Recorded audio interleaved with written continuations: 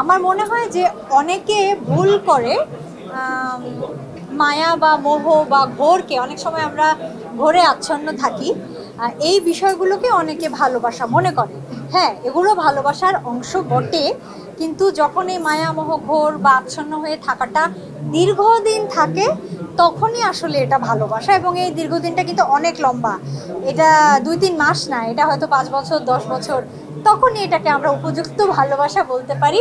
এবং আরেকটা বিষয় আছে, যেটা হচ্ছে যে আমি যেরকম, আমাকে আমার মতো করে যে দেখবে, দেখতে পছন্দ করবে বা মেনে নিবে, এবং আমিও যখন আমার পার্টনারকে তার মতো করে দেখতে পছন্দ করব, বা আমাদের দুজনের মধ্যে যখন অনেক স্বচ্ছতা থাকবে, সততা থাকবে, এবং এগুলো যখন অনেক দিন ধরে থাকবে, তখনই আসলে বলা যায় যে ভালোবাসা।